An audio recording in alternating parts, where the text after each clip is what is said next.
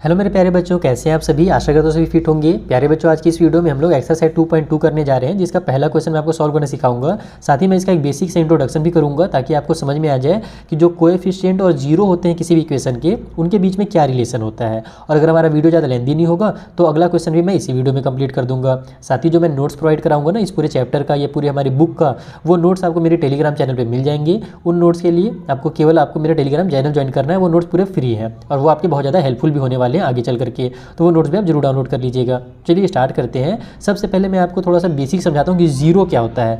तो किसी भी पॉलिनोमियल में, या कह लो सिंपल लैंग्वेज में, किसी भी इक्वेशन में उस x की वैल्यू जब हम लोग पुट करते हैं और पूरा इक्वेशन अगर जीरो बन जाए, अगर x का कुछ ऐसा वैल्यू हम पुट करें कि पूरा इक्वेशन हमारा जीरो हो जाए, तो उसको ही उस पॉलिनोमियल का जीरो कहा जाता है।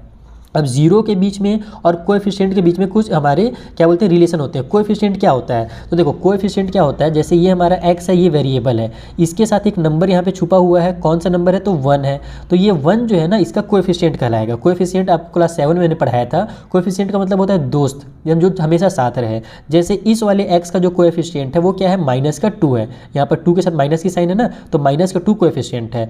तो ये हमारा x का स्क्वायर का कोएफिशिएंट 1 हो जाएगा, x का कोएफिशिएंट -2 हो जाएगा, और ये जो लास्ट वाला जो सिंगल रहता है, जिसके साथ कोई वेरिएबल नहीं रहता है, इसको कांस्टेंट टर्म कहा जाता है। उसी तरीके से यहाँ s का स्क्वायर है, तो इसका जो कोएफिशिएंट है वो 4 हो जाएगा, s के लिए कोएफिशिएंट -4 हो जाएगा, और यहाँ पर जो कांस्टेंट टर्म होगा, इसको कांस्टेंट टर्म कहा जाता है, ये 1 है। अब ये जो कोएफिशिएंट होते हैं और इस इक्वेशन का जब मैं जीरो फाइंड कर लूँगा, तो उनके बीच में रिलेशन क्या बनेगा, उनके बीच में क्या जोड़ी बनेगी, आइए मैं आपको कॉपी में समझाता हूँ। तो देखो, ये हमारा पहला इक्वेशन दिया हुआ है। सबसे पहले हम लोग इसके जीरोस फाइंड करेंगे। तो जीरो फाइंड करने के लिए हम कुछ नहीं करना है, इस तरीके से लिखना है x² - 2x -8 = 0। लेट करके मान लेते हैं कि इसका जो वैल्यू है वो पूरा जीरो है। अब जो आपने पहले क्लासेस में सीखा है कि बीच वाले टर्म को कुछ इस तरीके से तोड़ा जाए कि तोड़ने के बाद हमारे पास जब प्लस माइनस करें तो माइनस का 2x ही है, लेकिन जब हम लोग मल्टीप्लाई करें तो वो हमारा 8 आ जाए। तो मैं क्या कर सकता हूँ, यहाँ पर इसको मैं ऐसे लिख सकता हूँ, x² प्लस में हमारे पास 4x और माइनस में 2x। तो 4 में से 2 माइनस होगा तो मेरे पास कितना आ जाएगा, 2x आ जाएगा। लेकिन मुझे माइनस का 2x लाना था ना, तो यहाँ माइनस का 4x ले लूँगा मैं और प्लस का 2x ले लूँगा, ताकि मेरा माइनस और प्लस माइनस भी हो जाए, और बड़े नंबर में मेरा माइनस की साइन रहेगी तो माइनस का 2x लिखना रहेगा मुझे। और साथ ही साथ 4 2 जा मेरा 8 भी हो जाता है, तो माइनस का 8 = 0। यानी कि बीच वाले टर्म को हम लोग फैक्टराइज करके जीरो फाइंड करते हैं किसी भी पॉलिनोमियल का। अब क्या करो कि दो पेयर बना लो, यहाँ से यहाँ तक का पेयर बनाओ, यहाँ से यहाँ तक पेयर बनाओ। इन दोनों में देखो क्या कॉमन है, तो यहाँ और यहाँ x कॉमन है, तो x को कॉमन ले लो, बच जाएगा हमारे पास यहाँ से x, और यहाँ पर -4 बच जाएगा। उसी तरीके से अब इन दोनों में देखो कॉमन क्या है, 2 कॉमन है। दोनों में से मैं 2 कॉमन ले सकता हूँ, तो 2 को कॉमन ले लेंगे, तो यहाँ पर भी x बच जाएगा, और यहाँ पर -4 हो जाएगा, क्योंकि 2 4 जा 8 होता है, इक्वल के उस साइड में 0। अब यहाँ भी x - 4 आ गया, यहाँ भी x - 4 आ गया, तो इसको एक बार कॉमन लेकर के लिख लो। x - 4 बचा क्या मेरे पास, x + 2 बचा, तो x + 2 = 0 कर दो। तो यहाँ से हमारे पास जो जीरो मिल जाएंगे वो कौन से मिलेंगे, अगर मेरा x - 4 = 0 है, यहाँ से अगर मैं x - 4 का वैल्यू अगर 0 निकालूँ तो x = +4 हो जाएगा। और या फिर अगर मैं x + 2 = 0 निकालूँ तो x = -2 हो जाएगा। तो ये 2 जीरो मुझे मिलेंगे। किसी भी अगर हमारे पास स्क्वायर वाला पॉलिनोमियल दिया हुआ है तो समझ जाओ कि उसके 2 जीरो रहेंगे। जितना ज़्यादा पावर रहता है उतने ही ज़्यादा उसके जीरो रहते हैं। अगर यहाँ पर 3 पावर में रहता ना तो 3 जीरो निकलते, अगर 4 पावर में रहता, 4 रहता पावर में, तो 4 जीरो निकलते। तो इससे हमको क्या मिल गया, x का वैल्यू एक 4 मिल गया और x का वैल्यू एक 2 मिल गया। तो यही दोनों जो है ना वो जीरो है। इस वाले पॉलिनोमियल के लिए 2 जीरो जो थे वो एक 4 है और एक -2 है। अब हम लोग यहाँ पर रिलेशन फाइंड करेंगे। हमसे बोला था ना कि रिलेशन भी बताइए, तो रिलेशन क्या होता है किसी भी पॉलिनोमियल में। तो देखो, जो सम होता है जीरो का, सम ऑफ जीरोज़, वो इक्वल होता है माइनस में कोएफिशिएंट, इसको ध्यान से लिखना, ध्यान से देखना मैं क्या लिखना चाह रहा हूँ, कोएफिशिएंट ऑफ x, और डिवाइड बाई में कोएफिशिएंट ऑफ x का स्क्वायर। यही रिलेशन होता है। एक पहला रिलेशन है सम वाला, दूसरा रिलेशन जो है वो प्रोडक्ट वाला होता है। तो पहले आप लोग सम वाला रिलेशन को समझो कि जब हम लोग जीरो का सम करेंगे ना तो वो इसके बराबर आना चाहिए। चलो देखते हैं आता है कि नहीं। तो यहाँ पर जो जीरो हमारे पास वो कौन कौन सा है, एक तो 4 है और एक -2 है। तो 4 में अगर मैं -2 प्लस करूँगा तो ये मेरा कितना आ जाएगा, 4 और -2 हो जाएगा मेरे पास, ये प्लस माइनस माइनस हो जाएगा, तो 4 से 2 माइनस होगा तो 2 आ जाएगा। लेकिन मुझे तो इस फ्रैक्शन वाले फॉर्म में लिखना है, तो 2 के नीचे कुछ नहीं है तो एक 1 लिख देता हूँ।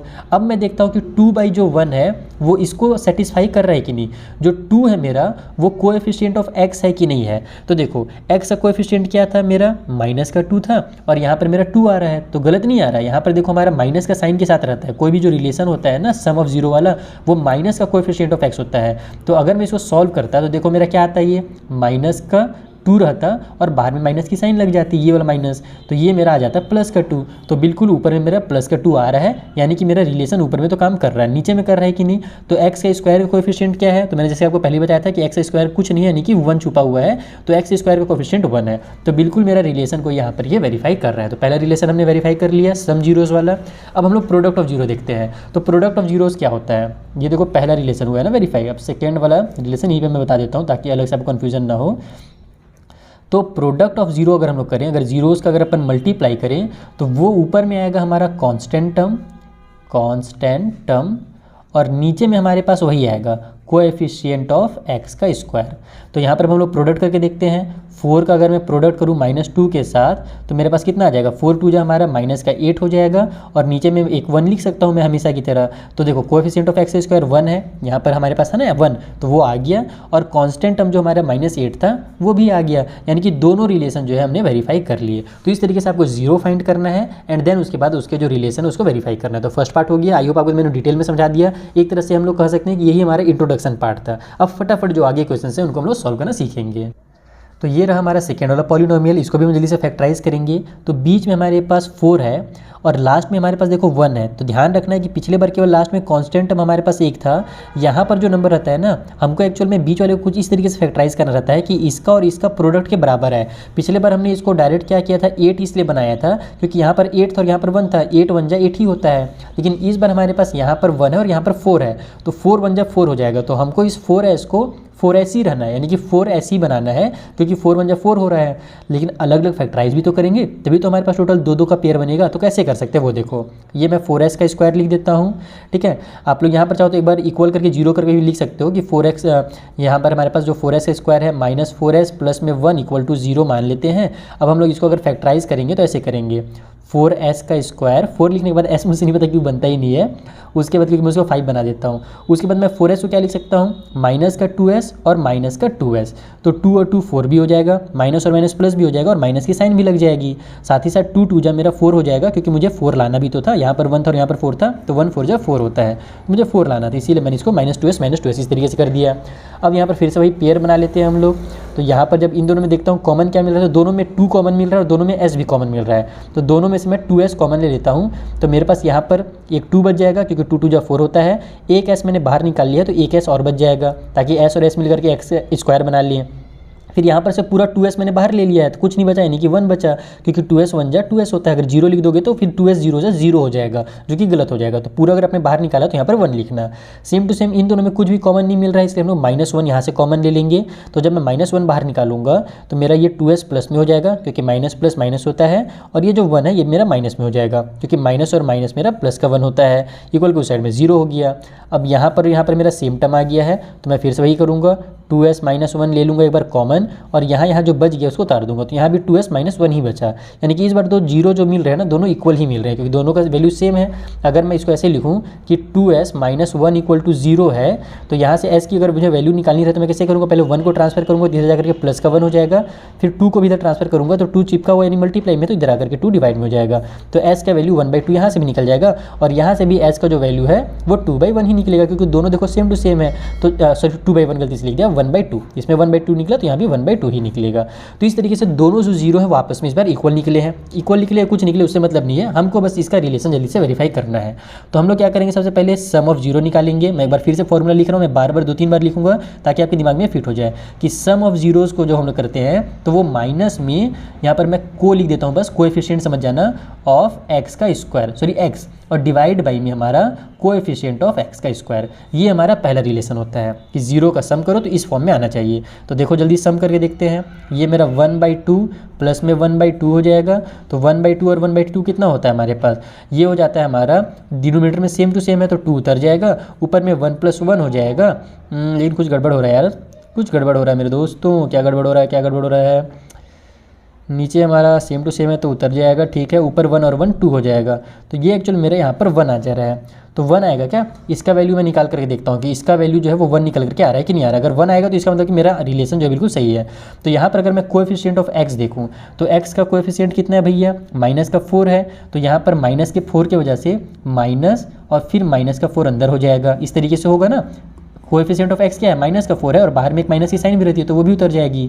नीचे में हमारे पास कोएफिशिएंट ऑफ x का स्क्वायर, तो x का स्क्वायर का जो कोएफिशिएंट होता है, जो x का स्क्वायर यानी जो शुरू वाला टर्म है, तो इसका कोएफिशिएंट क्या है हमारे पास 4 है, तो नीचे में 4 हो जाएगा। तो बिल्कुल सही है, देखो माइनस और माइनस प्लस का 4 हो जाएगा और नीचे में भी 4 है, तो 4 और 4 कैंसिल होकर के 1 आ जाएंगे। तो ये बिल्कुल हमारा सही आया। आप चाहो तो इसको इस तरीके से लिख भी सकते हो कि मेरा ये माइनस में -4 डिवाइड बाई 4 आया। ये नहीं भी लिखोगे तो भी चलेगा, बस इतना भी लिख दोगे ना आप एग्जाम में तो भी आपका काम हो जाएगा, क्योंकि इसका जो वैल्यू है वो 1 ही निकल करके आ रहा है। Is that clear. अब हम लोग प्रोडक्ट निकाल लें जल्दी से।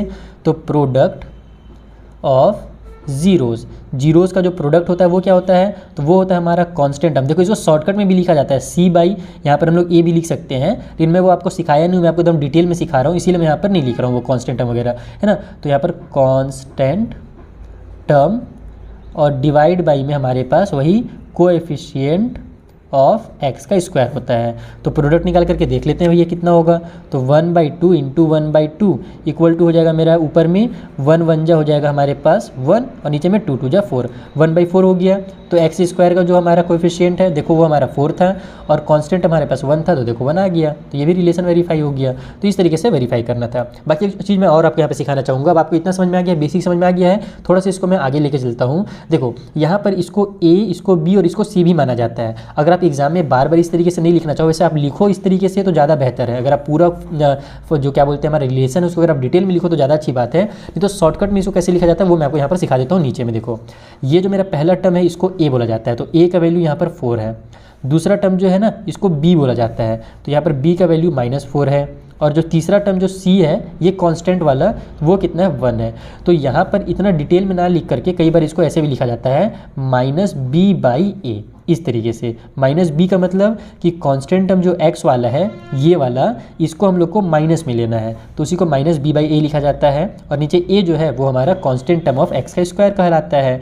और उसी तरीके से जो सेकेंड वाला हमारा क्या बोलते हैं, क्या रिलेशन है कांस्टेंट टर्म वाला, प्रोडक्ट ऑफ जीरो, ये हमारा सम ऑफ जीरो वाला रिलेशन है। सम ऑफ जीरो को शॉर्टकट में ऐसे भी लिखा जाता है -b/a।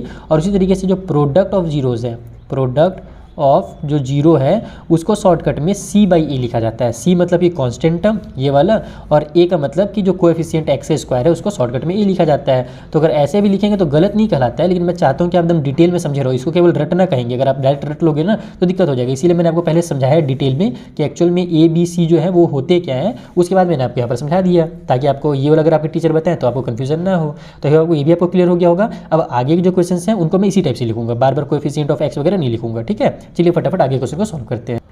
तो ये रहा हमारा थर्ड वाला क्वेश्चन। थोड़ा सा ना देखो लाइट का प्रॉब्लम हो रहा है बहुत ज़्यादा, इसीलिए हो सकता है फोकस में भी आपको आगे पीछे दिख रहा होगा, लेकिन मैं एडिट में कोशिश करूंगा कि आपकी समस्याओं को दूर कर दूं। तो यहाँ पर ये हमारे पास क्वेश्चन है। सबसे पहले देखो हमारे पास ये वाला टर्म आगे है, हम लोग पहले इसको इधर अच्छे से लिखेंगे। ये हो जाएगा हमारा 6x² माइनस में 7x माइनस में 3 इक्वल टू 0। यहाँ पर मैं अब a b c का वैल्यू भी लिख ही देता हूँ बगल में। a का वैल्यू जो है वो 6 है, यानी x² का जो कोएफिशिएंट है वो 6 है। b का वैल्यू -7 है, कोएफिशिएंट ऑफ x जो है -7 है, और कांस्टेंट टर्म जो है वो -3 है। अब हमको इसको सॉल्व करना है। तो यहाँ 6 है, यहाँ 3 है, तो 6 3 कितना होता है 18 होता है ना। तो हमको जो बीच वाला टर्म है 7, इसको कुछ इस तरीके से तोड़ना मरोड़ना है कि प्लस माइनस करने के बाद 7 ही आए, ये जब मल्टीप्लाई करें तो 18 आ जाए। तो मैं क्या लिख सकता हूँ, इसको मैं लिख सकता हूँ 9 - 2। 9 में से 2 माइनस करेंगे तो 7 होता है, और 9 2 जा मेरा 18 भी हो जाता है। तो वही काम करेंगे, उसको 9 - 2 करके लिखेंगे। तो ये हो जाएगा हमारा 6x²। लेकिन ध्यान रखो कि हमको 7 को माइनस में लाना है, तो 9 जो रहेगा ना उसको हम लोग माइनस में लिखेंगे। देखो -9x लिखूंगा और प्लस का मैं 2x लिख देता हूँ, या फिर एक काम करता हूँ 2 को प्लस वाले को पहले लिख देता हूँ ताकि 2 और इसमें कॉमन लेने में आसानी हो। देखो इस तरीके से ये हो जाएगा मेरा 6x² प्लस में 2x और माइनस में 9x। तो इससे फ़ायदा क्या हुआ कि 9 में से 2 माइनस होगा तो 7x आ जाएगा, और माइनस की साइन बड़े नंबर में है तो माइनस की साइन भी लग जाएगी, और माइनस का 3 इक्वल टू 0। मैंने आगे पीछे इसलिए किया है ताकि मेरा जो 3 है ये 9 और 3 में से जल्दी से कॉमन लेने मुझे आसानी बनी। अब यहाँ देखो दोनों में से कॉमन क्या मिल रहा है, दोनों में 2x कॉमन मिल रहा है, तो दोनों में से 2x कॉमन ले लो। यहाँ पर बचेगा क्या, 3 बच जाएगा और एक x बच जाएगा, क्योंकि 2 3 6 होता है, x और x मिलकर के x² बनाते हैं। 2x यहाँ पर से मैंने पूरा बाहर ले लिया है, तो मेरे पास यहाँ पर क्या बचेगा 1 बचेगा, तो 1 लिख लो। इन दोनों टर्म में से मेरे पास कॉमन क्या मिल रहा है, तो माइनस का 3 दोनों में कॉमन मिल रहा है, तो -3 मैं दोनों में से कॉमन ले लेता हूँ। बचेगा क्या मेरे पास, यहाँ पर मेरे पास 3x बच जाएगा, क्योंकि 3 3 = 9 होता है, और यहाँ पर x भी उतर जाएगा, साथ ही साथ माइनस और प्लस माइनस का 9।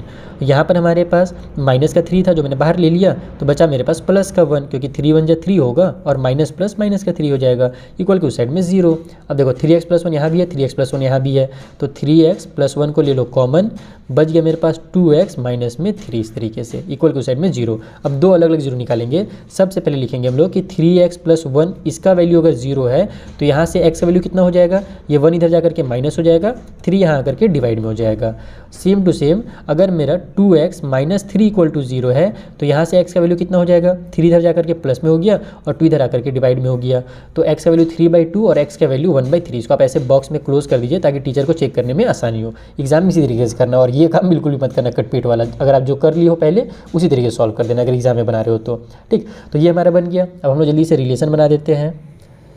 तो पहला रिलेशन सम ऑफ 0, ये क्या होता है भैया, तो ये होता है -b/a, यानी कोएफिशिएंट ऑफ हमारा ये x का स्क्वायर। चलो छोड़ो, ये चीज़ मैंने आपको पहले ही समझा दिया, तो -b सॉल्व कर मैं लिख सकता हूँ यहाँ पर।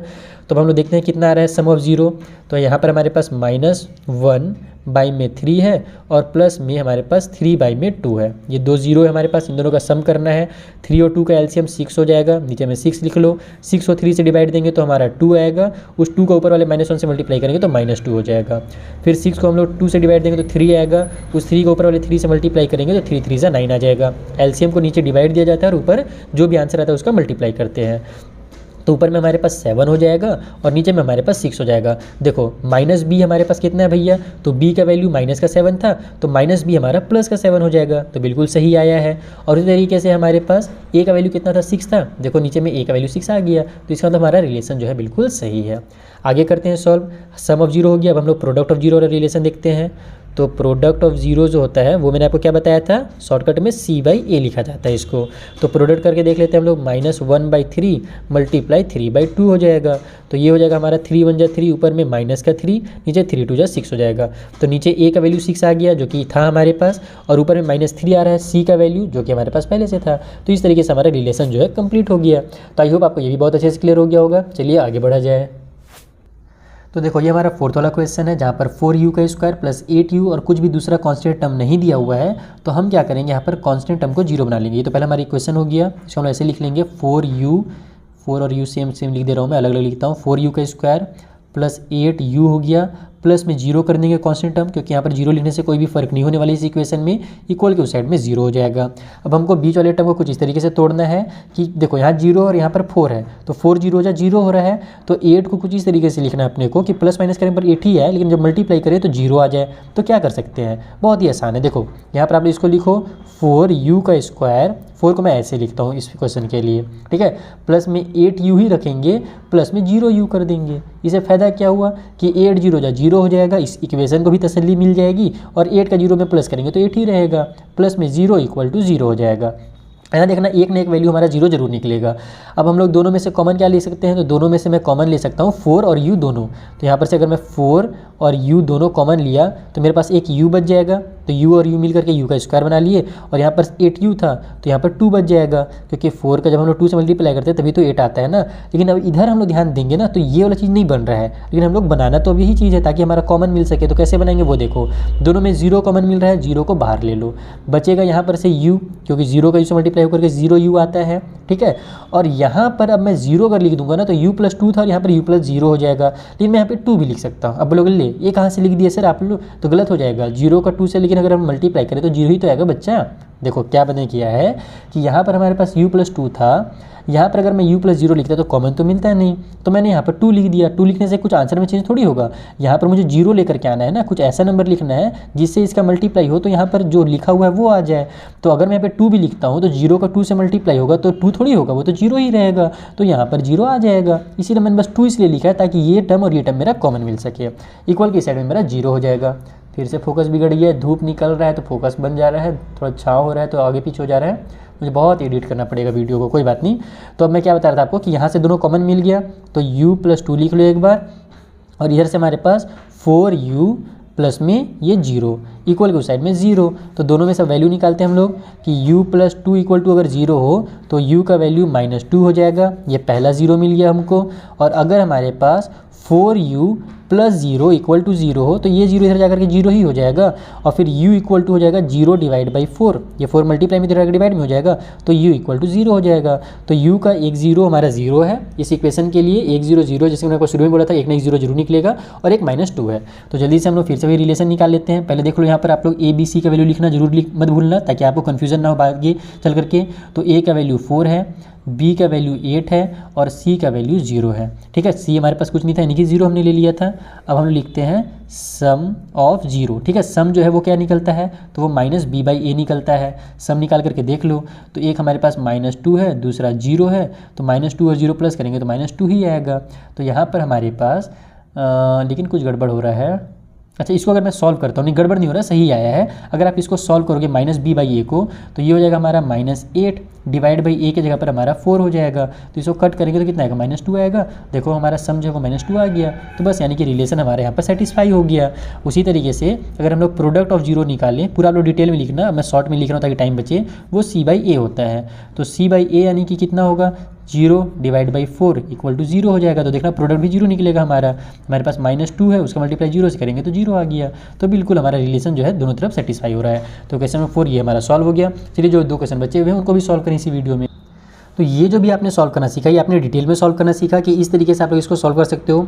दूसरा, हमें इसका तो फैक्टराइज ही करना है तो शॉर्टकट ट्रिक भी लगा सकते हैं। तो मैं आपको ट्रिक भी यहाँ पर सिखाना चाहूँगा ताकि आपको दोनों चीज़ें क्लियर हो जाए। ये आपने डिटेल में समझ लिया कि डिटेल में अगर हमको इस टाइप से सॉल्व करना पड़े तो कैसे सॉल्व करना है। अब शॉर्ट में हमको क्या करना है, इसका फैक्टराइज ही तो करना है ना, फैक्टरी तो निकालनी है। तो मेरे पास 4u का स्क्वायर प्लस में अगर 8u दिया हुआ है तो कॉन्स्टेंट टर्म तो वैसे 0 होगा ही, जो मैंने आपको पहले क्लियर कर दिया यहाँ पर। ठीक है, यहाँ पर अगर मैं दोनों में देखूँ तो दोनों में कॉमन मिल रहा है, मेरे पास दोनों में 4 और u दोनों कॉमन मिल रहे हैं। तो 4u को मैं कॉमन ले लेता हूँ, यहाँ पर मेरे पास एक u बच जाएगा और यहाँ पर मेरे पास 2 बच जाएगा। तो एक फैक्टर मेरा 4u हो गया और एक मेरा u + 2 हो गया। तो इस तरीके से आप एकदम एक ही लाइन में भी इसके फैक्टर्स निकाल सकते हो। तो यहाँ से अगर मैं 4u अगर इक्वल करके 0 लिखूँ तो 4u इक्वल टू अगर 0 है तो u इक्वल टू 0/4 यानी कि u इक्वल टू 0 हो जाएगा। और अगर मैं u + 2 इक्वल टू 0 लेता हूँ तो यहाँ से भी u इक्वल टू मेरा -2 हो जाएगा। तो ऐसे भी आप इन क्वेश्चंस को सॉल्व कर सकते हो। अगर एग्जाम में आता है टाइम नहीं है तो आप ऐसे ही सॉल्व करना, एग्जाम में टाइम बचाना, ट्रिक लगा लेना। और अगर टाइम बहुत ज़्यादा है, टाइम पास करना इधर उधर देखने से अच्छा है कि फिर आप डिटेल में सॉल्व करके दिखा दो। चलिए इसके बाद वाला क्वेश्चन सॉल्व करते हैं। ये वाला क्वेश्चन भी जल्दी से हम लोग सॉल्व कर लेते हैं। तो देखो यहाँ पर हमारे पास जो 5th वाला क्वेश्चन है वो है t² माइनस में 15। यहाँ पर हमारे पास एक चीज़ फिर गायब है। हमारे पास जो पहला वाला टर्म है t का स्क्वायर वो दिया हुआ है, दूसरा टर्म t होना चाहिए था वो नहीं दिया हुआ है, और कांस्टेंट टर्म दिया हुआ है। यानी कि हमारे पास a की वैल्यू और c की वैल्यू है, b की वैल्यू नहीं है। तो हमको लिखना तो पड़ेगा b का वैल्यू। तो इसको हम ऐसे लिखेंगे t का स्क्वायर प्लस में 0t लिख देते हैं। 0t का मतलब क्या होगा, 0 का t से मल्टीप्लाई होकर के 0 हो जाएगा। बस हमने इसको इस तरीके से मेंशन करना है और कुछ नहीं करना। फिर माइनस में जो 15 है उसको उतार दो। तो यहाँ से हमको a का वैल्यू मिल गया 1, b का वैल्यू जो है वो 0 है एंड c का वैल्यू -15 है। अब अगर मुझे इसको फैक्टराइज करना है तो मैं कैसे कर सकता हूँ, देखो डिटेल में अगर फिर सॉल्व करने जाओगे तो फिर टाइम लग जाएगा। इसको हम लोग फटाक से देखो ट्रिक से बना सकते हैं। यहाँ पर इक्वल की साइन ऐसे मत लगाना ना, ये गलत हो जाएगा, मेरी आदत है थोड़ी सी इसलिए मैं लगा देता हूँ। आप इसको एरो की साइन लगा सकते हो ऐसे, या फिर नहीं भी लगाओगे तो भी चलेगा, क्योंकि इक्वल करके हम लोग 0 लिखते हैं, इधर इक्वल करके 0 लिखा जाता है ऐसे। तो इसको मैं डायरेक्ट लिखूंगा t का स्क्वायर माइनस में 15 इक्वल टू 0। इस 0t को मैं थोड़ी देर के लिए नहीं लिखूंगा, 2 टर्म है, फटाक से यहाँ से हमको इसको फैक्टराइज करना है। पिछले बार तो मेरा 4 कॉमन मिल रहा था, इस बार लेकिन कुछ कॉमन नहीं मिल रहा है। तो हम लोग कैसे इसको बना सकते हैं वो देखो। हम लोग 15 को क्या करेंगे, 15 का स्क्वायर बनाएंगे, लेकिन डायरेक्ट तो 15 का स्क्वायर बना नहीं सकते इसको। तो हम लोग ऐसे लिखेंगे t का स्क्वायर माइनस में √15 का स्क्वायर, क्योंकि हम जानते क्या है कि अगर मान लो √2 इंटू √2 है तो वो इक्वल टू 2 होता है। उसी तरीके से √15 इक्वल टू अगर √15 हमारे पास तो वो इक्वल हो जाएगा 15 के। तो यहाँ पर 15 के बदले में मैंने क्या किया, उसको √15 का स्क्वायर बना दिया। अब ऐसा बनाने से फ़ायदा क्या हुआ, मेरा कुछ काम बना क्या, तो बिल्कुल बन गया। ये देखो मेरा a स्क्वायर और ये मेरा माइनस में b का स्क्वायर हो गया है। और हम क्या जानते हैं कि a स्क्वायर और अगर b स्क्वायर हो माइनस में तो वो हो जाता है a + b और a माइनस का b। तो यहाँ पर भी वही चीज़ होने वाला है। हम लोग लिखेंगे इसको a square plus b square यानी कि सॉरी -b स्क्वायर, तो a + b हो जाएगा यानी t प्लस में √15 हो जाएगा, और a - b यानी कि t माइनस में √15 हो जाएगा। इक्वल की उस साइड में 0 है। अब अगर हम लोग t प्लस में √15 इक्वल टू अगर 0 लें तो यहाँ से t की वैल्यू क्या निकलेगी, t इक्वल टू हो जाएगा हमारा माइनस का √15, ये प्लस वाला इधर जाकर के माइनस में आ जाएगा। उसी तरीके से अगर अपन t माइनस में √15 लें, सॉरी यहाँ पर रूट लगाना मैं भूल गया हूँ, तो √15 अगर इक्वल टू हम लोग 0 लें तो यहाँ से t का वैल्यू क्या हो जाएगा, माइनस और इधर जाकर के प्लस का √15 हो जाएगा। तो एक माइनस का √15 और एक दूसरा प्लस वाला √15 जो होगा इस वाले पॉलिनॉमियल के लिए 0 का काम करेगा। अब हम लोग इसको जल्दी से उसको वो कर लेते हैं, क्या बोलते हैं, इसके रिलेशन को यहाँ पर फाइंड कर लेते हैं। तो सबसे पहले हम लोग सम ऑफ 0 निकालेंगे, तो सम जो होता है वो -b/a होता है। हम लोग यहाँ पर निकाल के देख लेते हैं, हमारे पास -√15 है और प्लस में हमारा √15 है, ठीक है। तो दोनों को जब हम लोग प्लस कर रहे हैं तो हमारा आंसर आ जा रहा है 0। देखते हैं हमारा इसको अगर सॉल्व करेंगे तो कितना आएगा, -b है, यानी कि हम लोग यहाँ पर -0 लिख सकते हैं और डिवाइड में a के बदले में 1 लिख सकते हैं और इसका वैल्यू भी 0 ही आने वाला है। तो बिल्कुल जो सम है वो 0 आ जा रहा है, यानी कि -b/a के फॉर्म में आ जा रहा है। उसी तरीके से अगर अपन प्रोडक्ट देखें तो प्रोडक्ट क्या होता है भैया, प्रोडक्ट होता है c/a। तो c कितना है हमारे पास, -15 है और नीचे में एक जगह में 1 आना चाहिए। तो चलो जल्दी से प्रोडक्ट निकाल के देख लेते हैं। प्रोडक्ट के लिए हम लोग -√15 लिखेंगे और मल्टीप्लाई कर देंगे इसका प्लस वाले √15 से। तो √15 और √15 मिल करके मेरा 15 बना लेगा पूरा और ये माइनस की साइन भी लग जाएगी क्योंकि माइनस और प्लस माइनस होता है और इसे नीचे कुछ नहीं है तो 1 लिख सकते हो। तो देखो c/a के फॉर्म में ये भी आ गया। तो इस तरीके से आपको इस क्वेश्चन को एकदम फटाक से सॉल्व करना, ज़्यादा टाइम वेस्ट इसमें बिल्कुल नहीं करेंगे। चलिए जो लास्ट पार्ट है उसे सॉल्व किया जाए। तो ये रहा हमारा 6th वाला क्वेश्चन, जहाँ पर बहुत ही सिंपल बना करके दिया हुआ है। पहले से हमारे पास x² भी है, x भी है और 4 भी है, यानी कि a का वैल्यू हमारा 3 हो जाएगा, b का वैल्यू -1 हो जाएगा क्योंकि इसके साथ कुछ नहीं है, माइनस की साइन है, यानी कि माइनस का 1 छुपा हुआ है और c का वैल्यू जो है वो -4 हमारे पास दिया हुआ है। हम इसको सॉल्व करेंगे, हमको बीच वाले टर्म को कुछ इस तरीके से फैक्टराइज करना है कि प्लस माइनस करने के बाद 1xc आए माइनस में, लेकिन मल्टीप्लाई करने के बाद 4 3 12 आ जाए। तो मुझे क्या करना चाहिए, इसको मैं इसको 4 और 3 के टर्म में ही कर देता हूँ क्योंकि 4 और 3 12 भी हो जाएगा और 4 में से 3 माइनस होकर के 1x भी आ जाएगा। तो ये मैंने देखो इस तरीके से लिखूंगा मैं, 3x माइनस में x -4 इक्वल टू 0 पहले एक बार लिख लो इस तरीके से। अब यहाँ पर इसको फैक्टराइज करो, ये हो जाएगा हमारा 3x, उसके बाद हमको माइनस में लाना है ना, तो प्लस वाला 3x पहले लिख लेता हूँ और माइनस का 4x बाद में लिखता हूँ। तो प्लस और माइनस माइनस हो जाएगा, साथ ही बड़े नंबर में माइनस की साइन है तो माइनस की साइन भी आ जाएगी और माइनस का 4 इक्वल टू 0 हो जाएगा। दोनों में क्या कॉमन मिल रहा है, दोनों में 3x कॉमन मिल रहा है, तो दोनों से 3x कॉमन ले लो, बच जाएगा यहाँ पर एक x और यहाँ पर बच जाएगा 1। इन दोनों में क्या मिल रहा है कॉमन, माइनस का 4 मिल रहा है, यहाँ पर बच जाएगा x और यहाँ पर बच जाएगा हमारा प्लस का 1, क्योंकि -4 + 1 जब मल्टीप्लाई होंगे तब जाकर के -4 आता है। इक्वल के साइड में 0, x + 1 दोनों में आ गया तो x + 1 कॉमन ले लो और यहाँ पर बच जाएगा 3x - 4 इक्वल टू 0। तो अगर हम लोग सॉल्व करें तो x + 1 अगर इक्वल टू है 0 के तो x इक्वल टू -1 हो जाएगा, पहला 0 डब्बे में क्लोज कर दो। उसी तरीके से दूसरे साइड अगर 3x - 4 इक्वल टू 0 है तो यहाँ से x इक्वल टू हो जाएगा ये प्लस का 4 और 3 इधर आकर के डिवाइड में, यानी कि 4/3 इस तरीके से हमारा x का वैल्यू निकल गया। अब हम लोग इसको जल्दी से इसके रिलेशन भी फाइंड कर लेते हैं। तो जो सम ऑफ 0 होता है, पूरा लिख देता हूँ, लास्ट क्वेश्चन है क्योंकि वो इक्वल होता है हमारा -b/a के। तो -b हमारे पास कितना है, 1 है, तो ये हो जाएगा -1 इस तरीके से फ्रैक्शन के अंदर और a की जगह पर 3 है, यानी कि हमारा 1/3 आना चाहिए जब हम लोग सम करें। तो चलो सम करके देखते हैं, -1 प्लस में 4/3। इसे सॉल्व करने का शॉर्टकट तरीका ये है कि इसका इससे मल्टीप्लाई करो और ऊपर वाले नंबर को ऐड कर दो। तो 3 1 जा 3 हो जाएगा, लेकिन प्लस माइनस माइनस का 3 और ऊपर में +4 है तो +4 उतर जाएगा। डिवाइड में जो 3 है वो एज इट इज़ उतर जाएगा। तो जब इसको सॉल्व करेंगे तो 4 से 3 माइनस होगा तो 1 आएगा, बड़े नंबर में प्लस की साइन है तो प्लस का 1 और डिवाइड में 3 आ गया। तो बिल्कुल हमारा -b/a के फॉर्म में आ जा रहा है। उसी तरीके से जो प्रोडक्ट ऑफ जीरोज़ है वो हमारा c/a के फॉर्म में आना चाहिए। c हमारे पास कितना है, -4 है और ये हमारे पास 3 है, यानी कि -4/3 हमारा आना चाहिए प्रोडक्ट करने पर। तो देखते हैं, -1 मल्टीप्लाई 4/3 जब हम लोग मल्टीप्लाई करेंगे तो 4 1 जा 4 हो जाएगा, प्लस और माइनस -4 और नीचे में जो 3 उतर जाएगा। तो देखो -4/3 आ गया। तो इसका मतलब यहाँ पर भी हमारा जो रिलेशन है बिल्कुल सही चल रहा है। तो आई होप आपको बहुत अच्छे समझ में आ गया होगा किस तरीके से इस क्वेश्चन को सॉल्व करना है। थोड़ा ज़्यादा मैंने डिटेल में समझा दिया, इसलिए वीडियो थोड़ी लेंदी हो गई है, कोई बात नहीं। अगर आपको अच्छे समझ में आ गया है तो आप इसको जल्दी से शॉर्टकट तरीके से सॉल्व कर सकते हो, आपको टाइम नहीं लगेगा, मुझे समझाने में बस थोड़ा टाइम लगा। मिलते हैं लोग नेक्स्ट वीडियो में, यहाँ पर जो आगे क्वेश्चन बचे हुए हैं ना उनको ही मैं आपको इसी तरीके से डिटेल में समझा दूंगा। Thank you for watching.